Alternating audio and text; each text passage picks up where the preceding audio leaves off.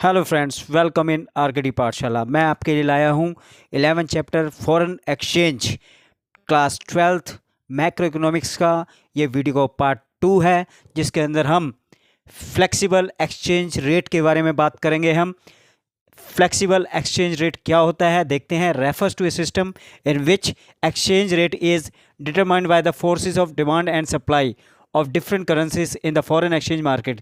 मतलब क्या कह रहा है इसमें, फ्लेक्सिबल मीन्स होता है चेंजेस होते रहते हैं।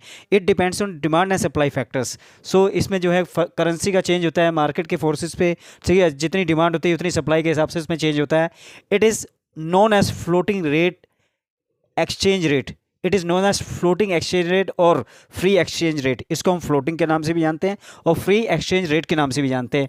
नाउ मेरिट्स, इसकी एडवांटेज क्या है, इसकी एडवांटेज क्या है, इसके फ़ायदे क्या है। पहला है maintain equilibrium level. Equilibrium means होता है बराबर।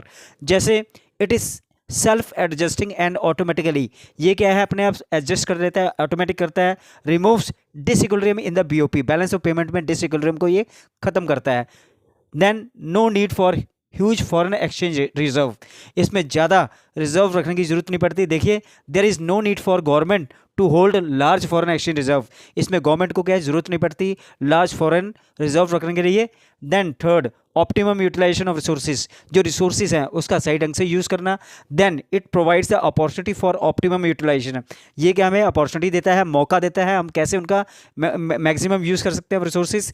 रेजिज level of efficiency in the economy, और हम इकोनॉमी के अंदर कैसे एफिशिएंसी को बढ़ा सकते हैं।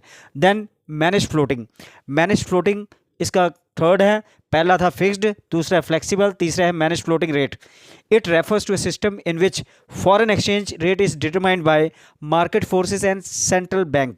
ये किस पे डिपेंड होता है, डिटरमाइन किया जाता है मार्केट फोर्सेस पे और सेंट्रल बैंक के थ्रू डिटरमाइन किया जाता है। Influences exchange rate through intervention in the foreign exchange market, और ये इन्फ्लुएंस किस पे जाता है, एक्सचेंज रेट पे, कि मार्केट के अंदर जो एक्सचेंज रेट है उस पर। It is known as dirty floating, इसको डर्टी फ्लोटिंग के नाम से भी जाना जाता है।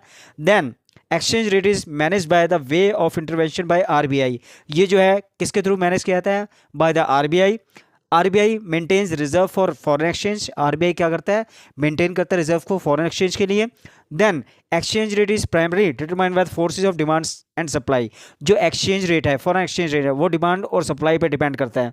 Now here devaluation, devaluation means currency की वैल्यू को कम करना।